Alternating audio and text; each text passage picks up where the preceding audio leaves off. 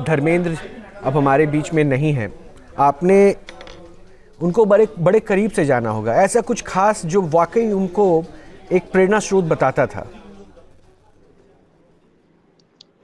जी। आपको मेरी आवाज मिल रही है उदित साहब? हाँ हाँ, बोलिए बोलिए। धर्मेंद्र हमारे बीच में नहीं है, लेकिन आपकी मुलाकात ज़रूर हुई होगी। कुछ ऐसा लम्हा, कुछ ऐसा पल जो उनको एक इंस्पिरेशन के तौर पर हमेशा याद करते हुए लोगों के बीच में लाएगा। देखिए, मैं 9 बजे की फ्लाइट थी मेरी, वहाँ अयोध्या में आ रहा था। जी। तो मुझे पता ही नहीं चला कुछ। जब यहाँ लैंड किया तो सब मीडिया के फोन आने लगे। मैं यही कहूंगा कि एक इतिहास, मतलब हमारे फिल्म इंडस्ट्री से एक इतिहास का पन्ना खत्म हो गया। मतलब धर्मपा जी, हर आदमी उनसे प्यार करते थे, उनके एक्टिंग से। और इतने, मतलब कितना लंबा करियर रहा उनका। मैं भी बचपन से उनकी फिल्म देखा करता था। मैं जब से होश पाला तब से उनको पर्दे पे देखा करता था। और मुझे कभी ऐसा नहीं लगता था कि मैं कभी बॉम्बे आ पाऊंगा और उनसे मुलाकात होगी मेरी रूबरू, और वो अपने छोटे भाई की तरह मुझे प्यार और आशीर्वाद देंगे। यहाँ तक कि उनके दोनों बेटे सनी जी और अपना बॉबी जी के लिए भी मुझे गाने का मौका मिला। और दोनों तीनों फिल्म ब्लॉकबस्टर हुई। गदर एक प्रेम कथा, गदर टू, गुप्त और कई फिल्में। तो जब भी उनसे मेरी मुलाकात होती थी या मैं उनसे जब भी मिलने जाता था तो बड़े खुश होते थे। बोलते थे, अरे उदित, तुम मेरा छोटा भाई हो, क्योंकि तुम भी किसान के बेटे हो और मैं भी किसान का बेटा हूँ। तुम भी स्ट्रगल करके आए हो और मेरी तो हिस्ट्री तुमने पढ़ी होगी। मैं बोला, अरे ये कहने की क्या बात है पाजी। तो मतलब इतना प्यार करते थे, छोटे भाई की तरह प्यार करते थे। और अभी अभी एक फिल्म बन रही थी जिसमें वो धर्मपा जी एक्टर, एज एक्टर आ रहे थे, मतलब। और मैं उनके लिए गाना गाया था। फिल्म का नाम मैंने प्यार किया फिर से। अच्छा। हाँ, तो अभी अगस्त महीने में सहारा होटल में कुछ फंक्शन में भी हम लोग मिले। तो मैंने उनसे आशीर्वाद लिया, तो मुझे देखते ही ऐसे इतने खुश हुए कि गले लगाए। मुझे मेरे गालों में किस किया उन्होंने। बोले, उदित बहुत अच्छा लगता है तुमको देखता हूँ, और इस बार तुम्हारी आवाज मैं के साथ मैं इस फिल्म में गा रहा हूँ, मतलब इस फिल्म में आ रहा हूँ। मैं बोला, ये तो हमारे लिए सौभाग्य की बात है। तो ये सब बातें हुई। हमेशा वही प्यार, वही इखलाक, वही मतलब क्या, जितनी भी तारीफ करूं कम है धर्मपाल के लिए। जिंदा दिल इंसान थे, बड़े दिल के थे। एज ए एक्टर तो मतलब कोई भी चीज अगर आप खोजने जाए उनके अंदर तो लगता था कि यार वाह, बादशाह है। हम उनको बब्बर शेर कहते थे।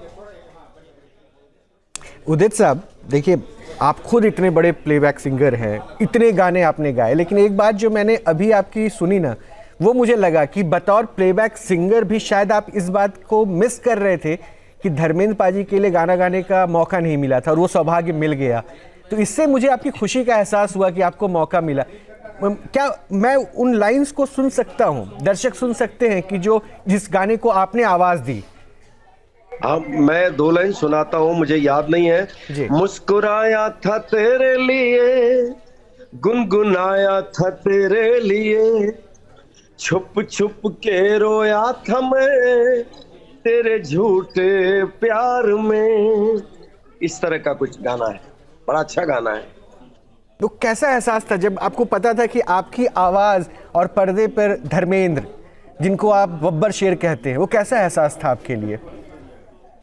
हाय हाय हाय, क्या बात है। मतलब हम तो, मतलब छोटे से उनकी फिल्में देखा करता था।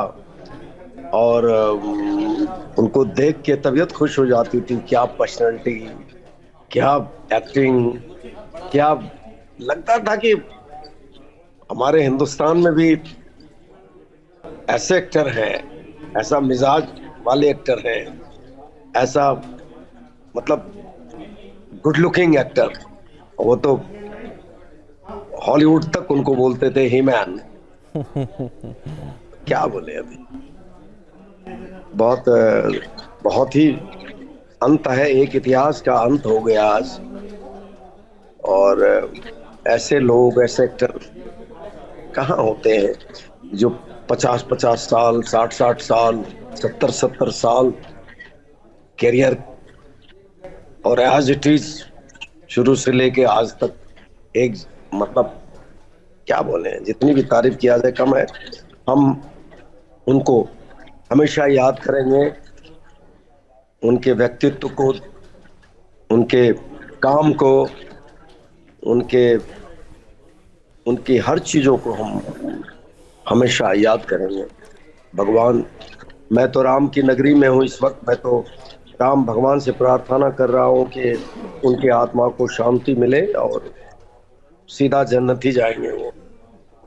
उदित साहब, मैं समझ सकता हूँ कि ये पल, ये मोमेंट बहुत भावुक करने वाला होता है, खास करके आप बहुत करीब से जाने हैं। संघर्ष की कहानी आपकी जो रही, धर्मेंद्र साहब भी बोलते हैं कि वो सिमिलैरिटीज़ है। मैं एक बात और आपसे जानना चाह रहा था कि जब आप बड़े हो रहे थे, उनको टीवी पे देख रहे थे और आपको पता था कि मुझे आगे जाके क्या बनना है, ऐसा कोई गाना जो ऐसा लगता था कि वो किरदार धर्मेंद्र अदा कर रहे हैं लेकिन शायद आवाज़ मेरी होनी चाहिए थी, एक कसक रहती थी, काश ये गाना मैं गा लिया होता धर्मेंद्र साहब के लिए, ऐसा कोई है, कोई सॉन्ग पसंदीदा? हजारों गाने हैं वो। ऐसा कोई एक जो अपने अंदाज में आज आप उनको श्रद्धांजलि देना चाहें? एक से एक गाने हैं उनके। बेटों के लिए भी गाया, मुसाफिर जाने वाले नहीं फिर आने वाले, चलो एक दूसरे को करें रब दे हवाले। मुसाफिर जाने वाले नहीं फिर आने वाले, चलो एक दूसरे को करें रब दे हवाले। और उनकी तो कई फिल्में हैं। हम्म, हम्म, किसी ने कहा है मेरे दोस्तों, बुरा मत सुनो, बुरा मत देखो, बुरा मत कहो, बुरी है बुराई मेरे दोस्तों, बुरा मत सुनो, बुरा मत देखो, बुरा मत कहो। क्या क्या गाने हैं उनके फिल्मों का।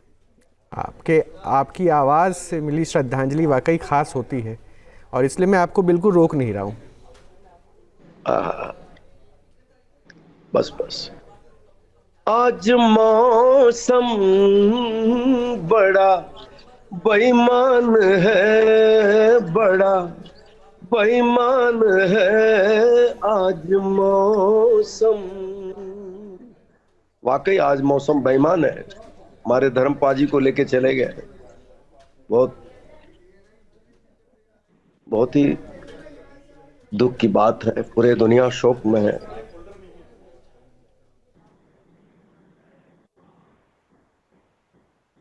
उदित साहब, मैं एक आखिरी निवेदन और करना चाहूँगा, क्योंकि वो दोस्तों के दोस्त थे, हमेशा उनके बारे में कहा गया, जिंदा दिल, दोस्त, हर किसी के लिए खड़े रहने वाले। एक गाना है जो दोस्तों के ऊपर उनका है, ये दोस्ती हम नहीं छोड़ेंगे, अगर वो गाना अपनी आवाज़ में आप उनको डेडिकेट करें तो। ये दोस्ती हम नहीं तोड़ेंगे, तोड़ेंगे दम मगर तेरा साथ ना छोड़ेंगे।